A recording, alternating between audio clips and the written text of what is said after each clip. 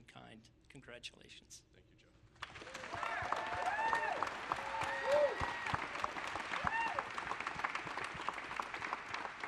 Jeff, would you join me, please? This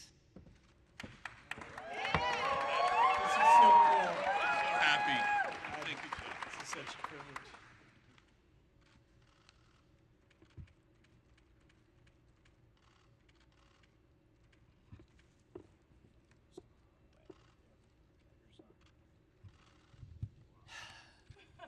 There are a few people I know more deserving of this, Jeff. Seriously. And I don't know what you're going to do next, but I can't wait to watch. Congratulations.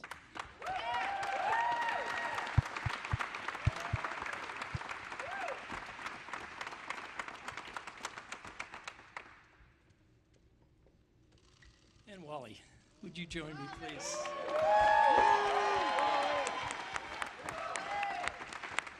right.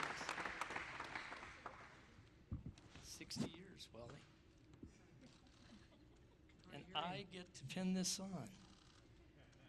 Wow, it's the best pin I've ever had in my life. And I've had lots of them. Wally, you continue to inspire us. Thank you so much for doing that. God bless you, and congratulations. Thank you. More to come.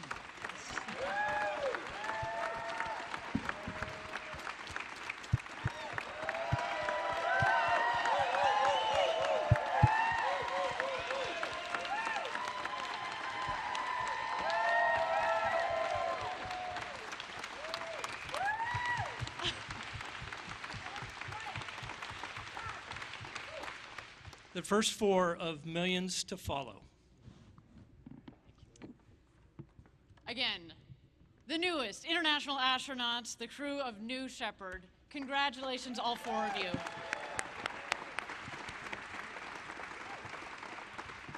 So, without further ado, how was it? Right. Jeff, what was it like? Was everything you imagined? I'm going to answer that question, but just real quick. Please. I want to thank a few people. First of all of the engineers at Blue Origin who have toiled hard to get this done. The people who build the vehicle, all of our manufacturing people.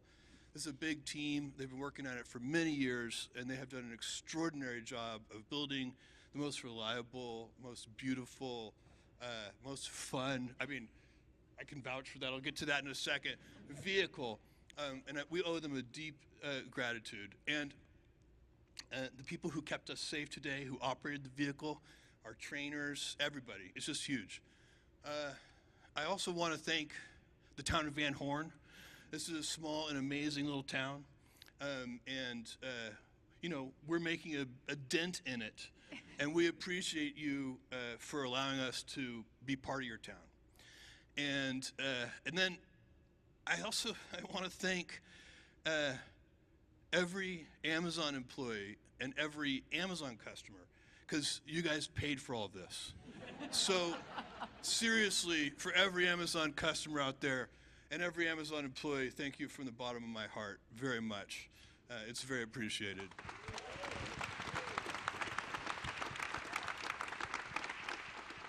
And you know, now on to how it felt. Oh my God! My expectations were high, and they were dramatically exceeded.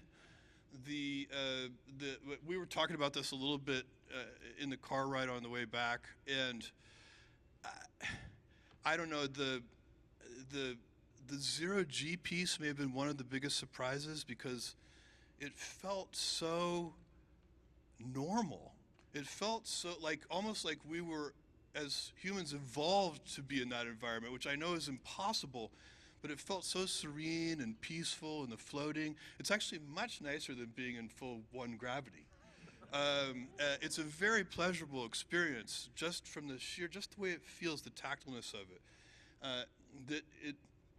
You know, the most profound piece of it for me was looking out at the Earth and looking at the Earth's atmosphere. Every astronaut, everybody who's been up into space, they say this, that it changes them, and they look at it and they're kind of amazed and awestruck by the Earth and its beauty, but also by its fragility. And I can vouch for that.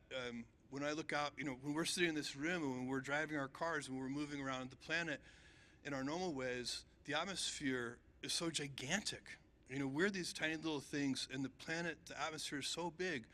But when you get up above it, what you see is it's actually incredibly thin. It's this tiny little fragile thing. And as we move about the planet, we're damaging it. And, so that is, that's a very profound. It's one thing to recognize that intellectually. It's another thing to actually see with your own eyes how fragile it really is. And that was amazing. Who wants to add? Oliver, you want to tell us how it was? Our first paying customer? Feel like you got your money's worth, sir? For sure. No, it was so amazing to see it from above and to move around. Yeah, I totally agree. It feels so natural, almost like we should be doing this.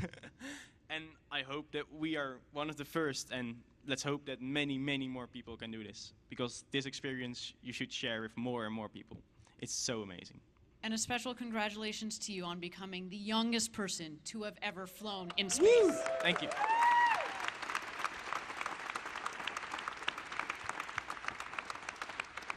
You brought with you up there the next generation of space explorers, but certainly another flag up there, the Netherlands.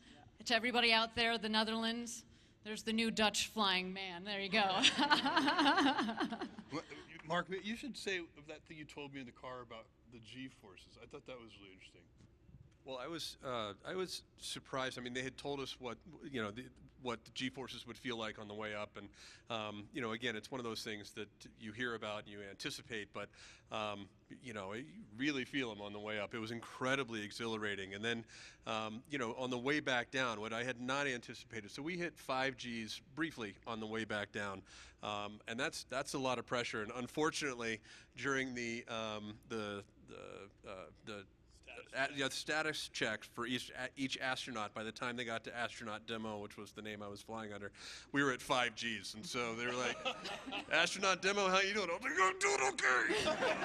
I had a hard time responding, but I'm not sure what that video footage will look like. Probably not very pretty, but it was so exciting. If you haven't figured it out yet, Wally might be the oldest person ever in space, and Oliver the youngest person ever in space. My brother is the funniest person ever in space, for sure. Before I want to do a couple of more things before we maybe go to next questions, which is I want to recognize 2 people here in the audience. We are honored today to have Alan Shepard's daughters, Laura and Julie. Could you stand up just briefly so we could say?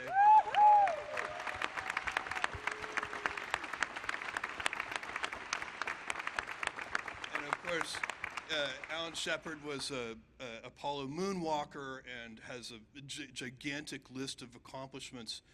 But for our purposes today, the thing that is most interesting about Alan Shepard is that he is the namesake for this vehicle, New Shepard, and that is because the mission profile that we did today is very similar to the one that Alan flew when he became the first American in space, I guess 60-ish years ago.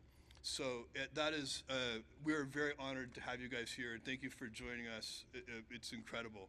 I got some pictures with them backstage, and I know those are getting blown up big. Thank you. And then I have a couple things to show. Can we start? Do you want to talk about the couple of things we flew? Go ahead. Well, we did.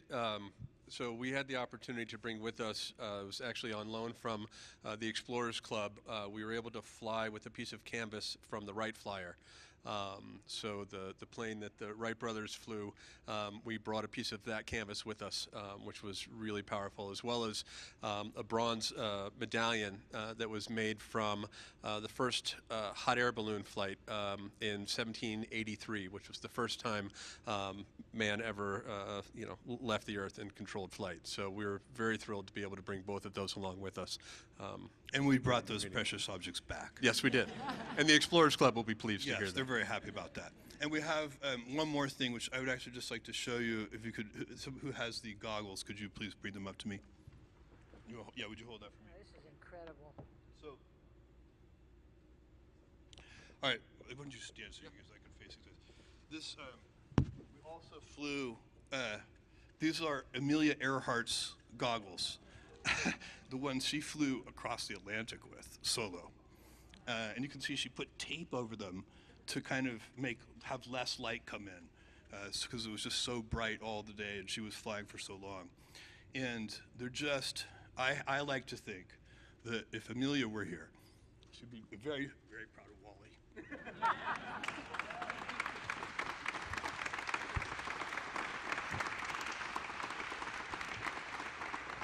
And I can't resist doing this. So, thank you, Amelia, wherever you are. We hope you're watching all of this. Thank you. I'll give these back to you. These are precious cargo. There you go.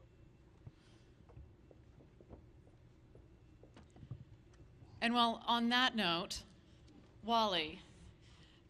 Oh, I'm sorry. Oh, please go ahead. Thank you, Lauren. Just reminded me. I have one more thing, which is, and Christina, I might need your help on this, but Mom, could you come up for a second? Where's my mom? Okay, you don't have to come up. I can come to you.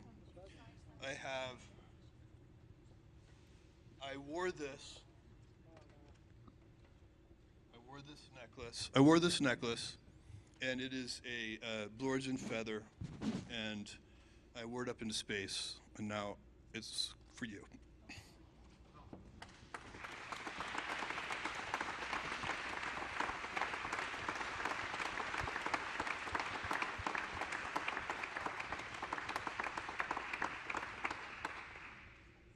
I would put it on myself, but I would need my reading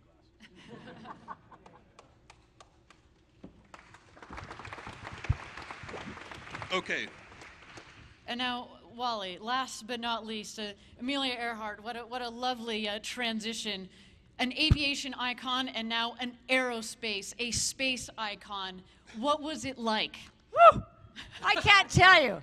I had such a good instructor. He took us through everything that we were going to do. So when I went up this morning, the noise wasn't quite as bad, and we went right on up, and I saw darkness. I thought I was going to see the world, but we weren't quite high enough. And I felt great.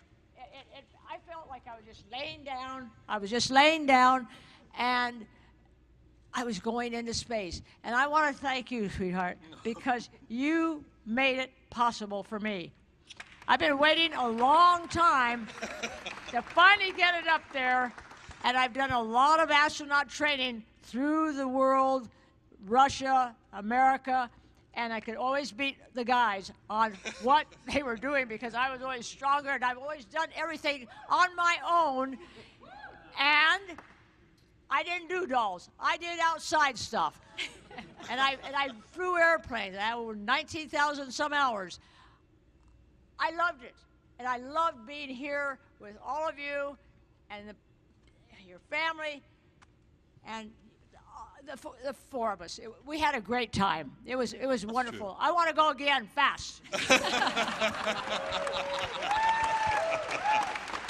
And then, when I got off the ship, they gave me the tail end of one of the balloons, and I'm going to cherish that forever.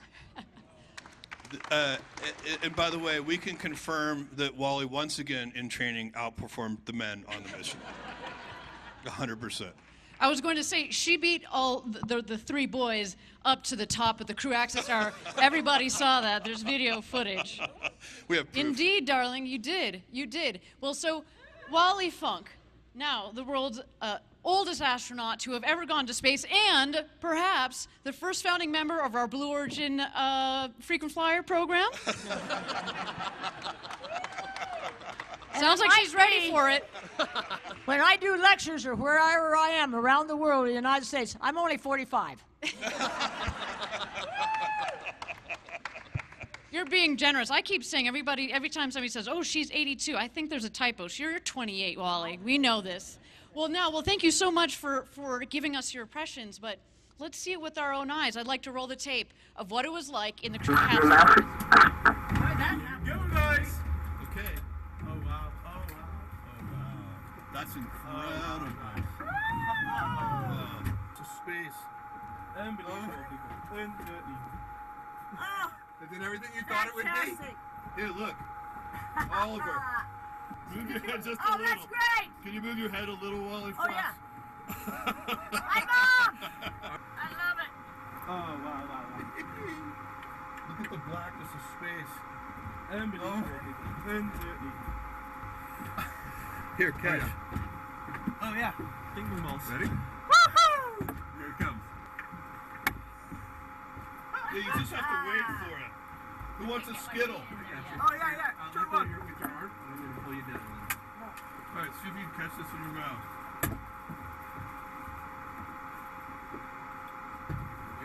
Yeah! Well done! Here, toss me one. Let me try. Here it goes. No, sorry, mid-fast. Here, try again. I can't get it up. Oh, wow. No, awesome. He coming. Oh. You so good. Here. Oh, wow. Oh my God. Woo! This is incredible. Enjoy Oh, that. I love it. Oh, wow. Man, this Oh, is yeah. different, isn't it? It's a little different. I cannot. Oh, wow. Guys, Thank take you, a moment to sweetheart. look outside. Wonderful. Mwah.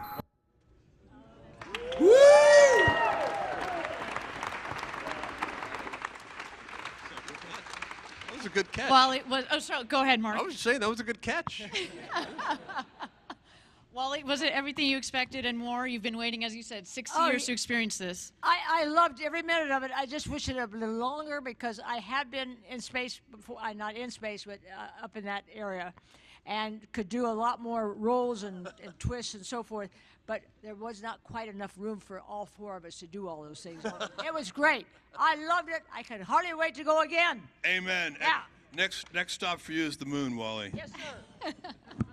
Any other impressions now, having seen the video of it? Is it one of those things where you just took it in and it's hard to compare to video? What are other sensations that come from having seen that right now? All of Felt way cooler than it looked.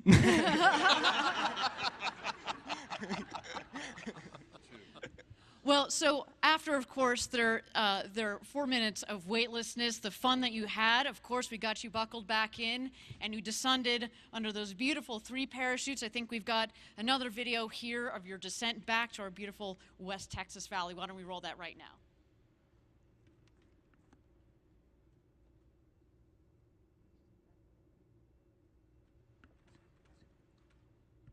That moment felt pretty good, I'm not going to lie.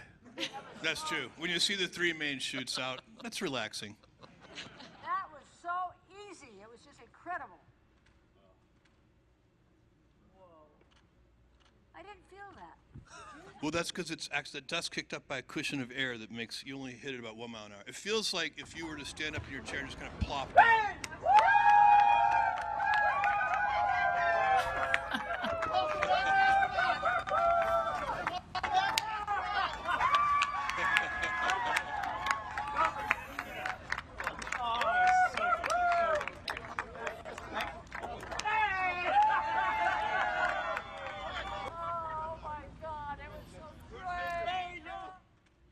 And Our family was happy to see us. That's a good sign. what was that moment like, coming back and seeing your friends and your family here? You have supported them, or they have supported you, that is, your dreams to get to this point. Oliver, your father is here. Joseph, thank you so much for being here. What was that like? Yeah, well, he was a bit more emotional than I would have thought. Like, everyone on the ground was way more emotional than we were. We were just having fun. It's so true. Yeah. Yeah, I think that our family has been extremely supportive through all of this, and I think that you know, I know that my wife was an absolute rock leading up to this, which made you know, the adventure much easier for me. But I know that when we came down, it was sort of time to let those emotions out a little bit. So it was great to see everybody, and yeah, it was a little more emotional than I had anticipated as well. Jeff?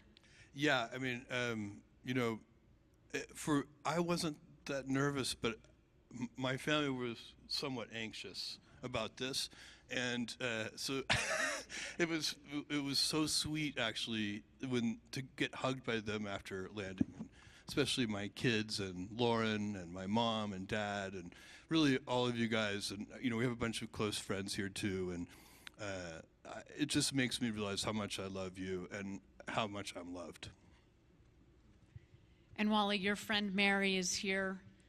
Yes, I am so happy she's here. She knows what I'm going through. She was one of my flight students, and I've had many, over 3,000 flight students, and I don't know if they're going to get to see this or not, but I felt so charged. I was not nervous. I was just normal person going up into space, and that's what I wanted to feel. Nothing here. I can confirm that Wally was never nervous. She was wondering what was taking so long. It's true. We had a 6-minute hold on the pad, and Wally was like, "Are we going to go or not?" What the hell? We're burning daylight. Let's go. But then, Wally, once we got you going fast, going over Mach 3, and it's this beautiful rocket behind us here, our New Shepard rocket that got the team up to space. And by the way, it also, of course, made its landing back on the landing pad. Why don't we take a look at that landing that we have here?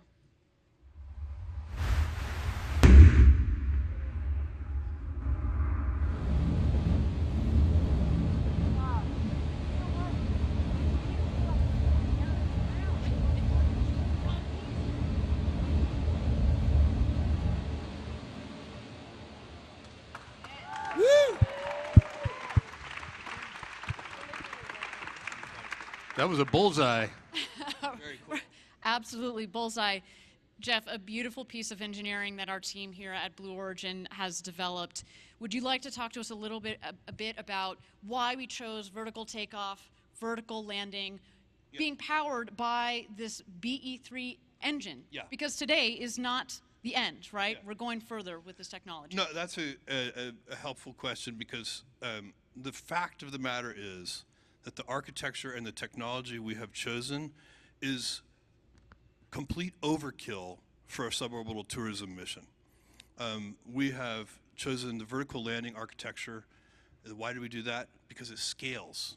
It's an architecture that can grow to very large size, and so we want to have experience with architectures that can grow big to New Glenn and one day to New Armstrong. So to have the idea that you want to build big from the beginning lets you choose an architecture, because the whole point of doing this is to get practice. And other kinds of architectures don't scale in the same way to very large size. Vertical landing does. In fact, you can think about it very easily, because if you when you are landing a rocket vertically, you are solving what's called the inverted pendulum problem, and you are balancing a broomstick on the tip of your finger. And you can balance a broomstick on the tip of your finger. You know what you cannot balance on the tip of your finger? A pencil.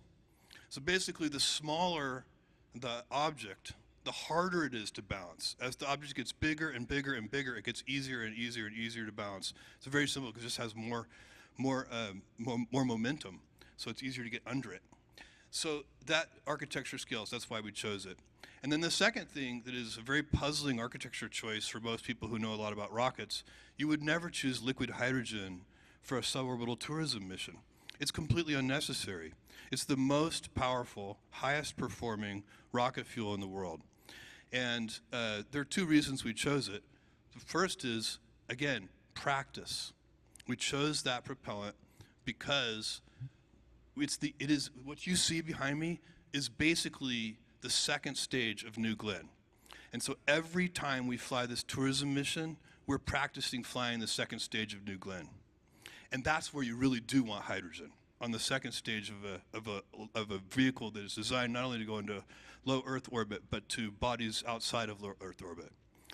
And then the other reason we chose it is because it is the most environmentally benign propellant you can choose.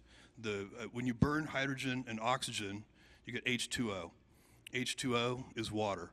And so that is another thing. For a tourism mission, that was really important to us as well.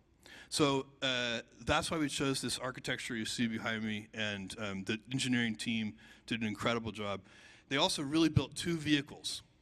What you see is not really a vehicle, because I can assure you the escape system was at least as complicated, hard to design, and to test and demonstrate as the main booster itself. So it's almost like building a whole separate vehicle. And I'm also extremely happy we didn't test it today. Thank you so much. Again, congratulations to you all. With that, I'm going to turn it over to Linda Mills, Head of Communications here at Blue Origin, to start the press conference. Thank you very much. Woo! Let's give another round of applause to our amazing, newly minted astronauts. All right. I would like to give a thank you to our journalists who showed up at 2:30 this morning to get set up. I know it's been Thank a you. long day for all of you, so thank you. I can't believe you guys are still smiling. Thank you. Thank you. So we'll be able to take a few questions, and then we'll just pose for a few photos. So, Rachel, why don't you start? Rachel with CNN. Yeah, Rachel Crane with CNN. Congratulations, you guys, on your astronaut wings. Thank you, Rachel. Jeff, you have said in the past that the work you're doing with Blue Origin is the most important of your career. You've recently stepped down as CEO of Amazon. Can we expect for you to be more hands-on with Blue Origin? Is this going to be your new focus? Yes, so I'm going to split my time between Blue Origin and the Bezos Earth Fund. So the Bezos Earth Fund is about climate change and sustainability, and that is those two things. And there's going to be a third thing and maybe a fourth thing, but I don't know what those are yet. I'm not very good at doing one thing. Are you going to be flying again soon? Hell yes. Like, how fast can you refuel that thing? Let's go. All right, next question. Let's go Reuters.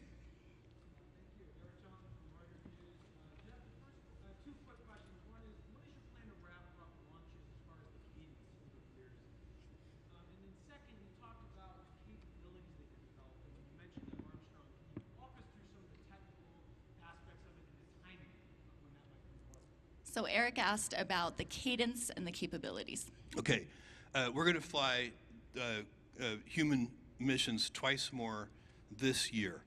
And what we do in the following year, I'm not sure yet. We'll figure that out, and what the cadence will eventually be. We want the cadence to be very high, and one thing we've found out through the auction process and what we've been doing is private sales. We're approaching $100 million in private sales already, and the demand is very, very high. So we're going to keep after that because we really do want to practice with this vehicle. So we're going to have to build more boosters and to fly more frequently, and we're going to be doing that and working on all the operational things we need to do, all the things we learn. What practice does is let you get better, and we want to be able. Right now, we have a mission life. We think somewhere between 25 and 100 flights for one of these vehicles. We'd like to make that, closer to 100 than to 25, and then once it's close to 100, we'll push it past 100.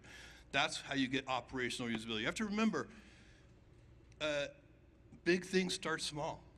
I told this crew when we got in today and we were sitting there on the pad waiting to lift off, we had time to ourselves, and I just said, guys, if you're willing, let me invite you when we get up there, and after, there's gonna be all kinds of adrenaline, all kinds of excitement, novelty, but take a minute, take a few seconds to look out and calmly think about what we're doing is not only adventure, it is adventure and it is fun, but it's also important because what we're doing is the first step of something big.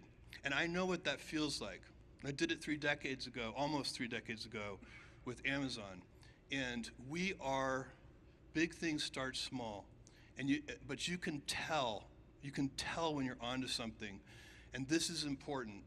We're going to build a road to space so that our kids and their kids can build the future. And we need to do that.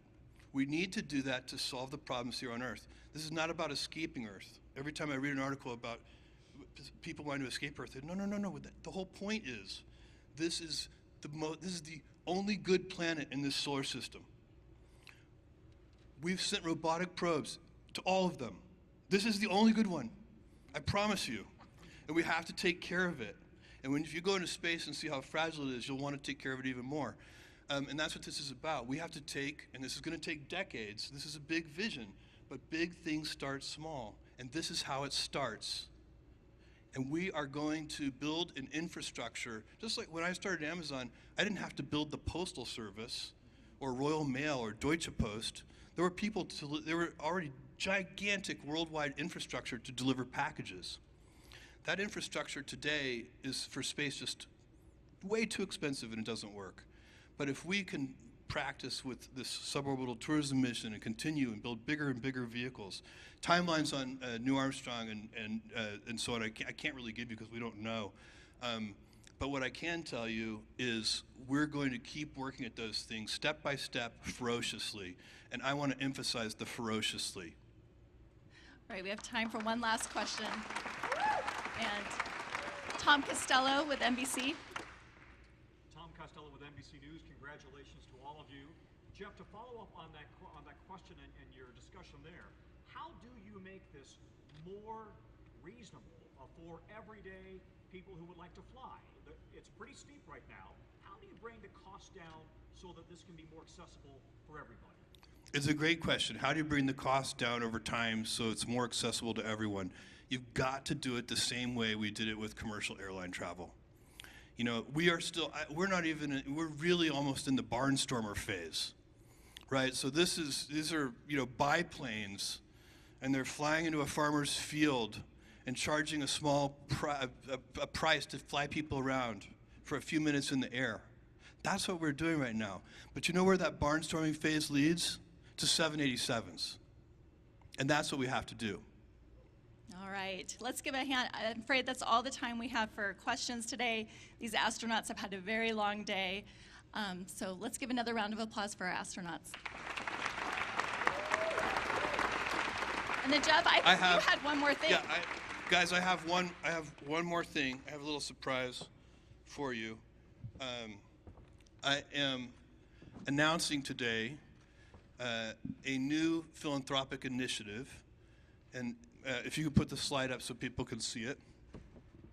It is called the Courage and Civility Award. It recognizes leaders who aim high and who pursue solutions with courage and who always do so with civility. Well,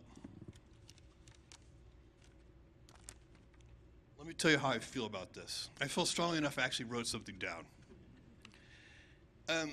We live in a world where sometimes, instead of disagreeing with someone's ideas, we question their character or their motives. And guess what? After you do that, it's pretty damn hard to work with that person. And really what we should always be doing is questioning ideas, not the person. Ad hominem attacks have been around a long time, but they don't work, and they've been amplified by social media. We need unifiers and not vilifiers. We want people who argue hard and act hard for what they truly believe, but they do that always with civility and never ad hominem attacks. And unfortunately, we live in a world where this is too often not the case. But we do have role models. And this award, do you have another slide here? Go ahead. It's first, I didn't tell you what the award was yet. I thought there was a slide for that. Here's what the award is. You see who the first recipient is. But let me tell you what the award is. The Courage and Civility Award is a $100 million award so that the awardee, the recipient, can give $100 million to the charities, the nonprofits of their choice. And these are people who have demonstrated courage. By the way, it's easy to be courageous, but also mean. Try being courageous and civil. Try being courageous and a unifier. That's harder and way better and makes the world better. So we have two awardees today. They'll each be getting $100 million to direct to the charities of their choice as they see fit. No bureaucracy, no committees, they just do what they want. They can give it all to their own charity or they can share the wealth. It's up to them. And the first Courage and Civility Award goes to Van Jones. Van, come on up.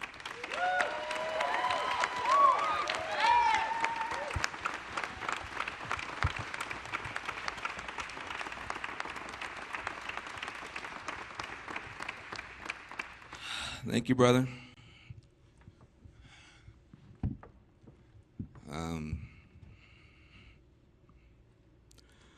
Sometimes dreams come true. Sometimes dreams come true. And the headlines around the world should be, anything's possible if you believe. And Lauren and Jeff don't do nothing small, man. They don't do anything small. They just don't do it. They dream big, they love big, and they bet big. And you bet on me, and I appreciate it. And I'm gonna tell you, the only thing I worry about when you say courage, I haven't always been courageous, but I know the people who are. And they get up every day on the front lines, grassroots communities. They don't have much, but they're good people and they fight hard and they don't have enough support. Can you imagine grassroots folks from Appalachia, from the hood, Native American reservations, having enough money to be able to connect with the geniuses that have disrupted the space industry, disrupted taxis and hotels and bookstores, to start disrupting poverty, to start disrupting pollution, to start disrupting the $90 billion prison industry together. If you take people on the front lines and their wisdom and their genius and their creativity, and you give them a shot, they're not just gonna turn around neighborhoods, they're gonna turn around this nation. That's what's gonna happen. And I appreciate you for lifting the ceiling off of people's dreams. You have lifted the ceilings off of the dreams of humanity today. And that's an important thing. Don't be mad about it. When you see somebody reaching for the heavens, be glad. There's a lot more heaven up there to reach for. And we can do that together. And the last thing I'll say is this. If this small group of people can make miracles happen in outer space, a bigger group of people can make miracles happen down here, and we're gonna do it. Thank you very much.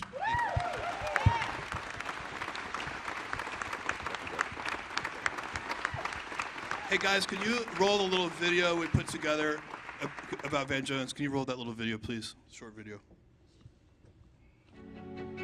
Van has been a part of much change. He has birthed a number of different grassroots community organizations. He also helped us bring together climate justice and racial justice, and what that meant in particular for low-income communities of color. You can't live in a country where you just have sacrifice zones, whether it's talking about South Central or Appalachia or the Rust Belt, and no political party stands up for them effectively. He was always so ahead of the curve that a lot of people didn't understand him. So that was always hard to watch, because I know his love for people and for justice. It doesn't matter to him what people say. He continues to do the work that needs to be done. I think about what he's done within the criminal justice system, what he's done with making bipartisanship real. Not just what think tanks are doing, not researching the idea, not exploring in history how bipartisanship worked. He's been rolling up his sleeves, he's been doing the work in real life.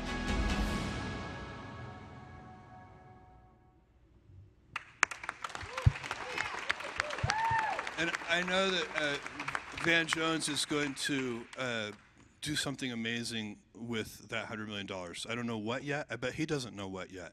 But it's in your hands, Van Jones. However you're going to do it, it's going to work. We had lunch together a couple weeks ago, and he told me that he was just trying to tell me some of his life story, and he mentioned that when he was a young activist, he was angry. There's a big transformation that happened over the years. He said that the acronym that he used was RAP, so for reward and punishment. And if the mayor or whoever it was that they were going up against did something they liked, they rewarded them. And if they did something they didn't like, they punished them. And he said, honestly, Jeff, I wasn't very good at the reward part. I really focused on the punishment part. And then he changed. I mean, he really, the transformation, when you hear his story, is unbelievable and profound and inspiring. And you can always, and I think about this for myself, you wake up every night when you go to sleep, you get the chance to wake up better tomorrow. Now, we have another awardee. Let's roll that video.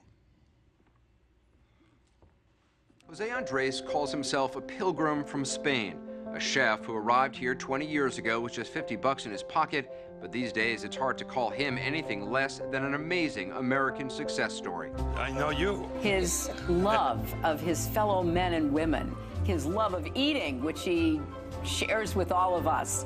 He is bigger than life, a force of nature, and a real gift.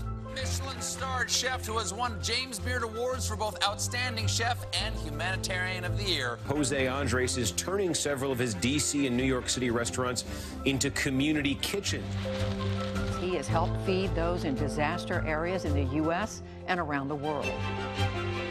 Every time I meet you, it's because there's a disaster somewhere in the world, and like a superhero of food, you've stepped in to help feed people. He wants to bring people together, and he uses food to do that. Someone who's extremely generous and give back so much to people in need without asking anything. Jose, please come on up.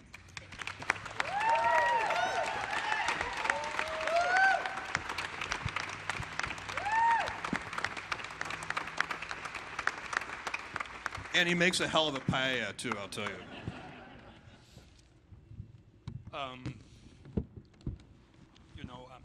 I'm so honored, really grateful for this award and the incredible support from you, Jeff, and the entire Bezos family. World Central Kitchen was born from the simple idea that food has the power to create a better world. A plate of food is a plate of hope. It's the fastest way to rebuild life and communities. And this award itself cannot feed the world on its own. But this is the start of a new chapter for us. It allows us to think beyond the next hurricane to the bigger challenges we face. You know, people of the world, I mean, now is the time to think really big, to solve hunger with the first urgency of now. You know, the only thing we want to do is revolutionize disaster and hunger relief. You know, people don't want our pity. People want our respect. It's the least we can do is be next to them when things get tough. We want to double food aid around the world. And we want to change the way 3 billion people, mainly women, cook their food today, from dirty cook stoves to clean cook stoves. You know, we think globally, but we feed locally. And the pandemic drove tens of millions into hunger and starvation this year. The climate crisis is driving millions more across borders. We can and we must respond together. Governments, business, non-profits, every single citizen. Out of empathy, for sure, but also to keep our world safe, stable, and sustainable. We will be there with our boots on the ground when disaster strikes. But we will also shoot for the stars, Jeff. Fighting hunger and the causes of hunger. Because, you know, whether you are on the ground or on the top of the world, it's obvious that we, the people, we are one people. One planet, sharing our daily bread together. I always say that I believe in longer tables, no higher walls. So, you know, Jeff, let's go and let's feed the world. Thank you. Thank you.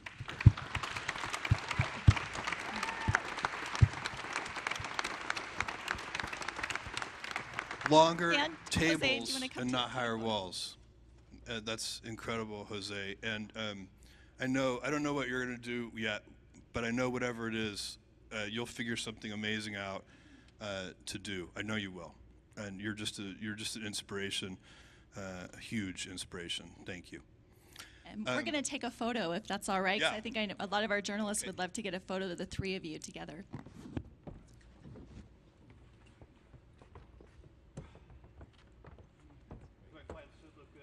I see it. Perfect. Ha ha ha.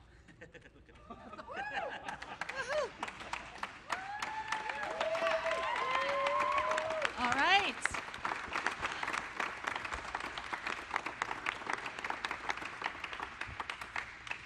thank you all for joining us. This wraps our press conference. I'm going to let Oliver lead our astronauts out. And thank you guys. We know it's not easy to get here. We know it's you put a lot of work into coming to this launch and supporting us, and I hope you had some fun, and I hope that it was inspiring for you as well.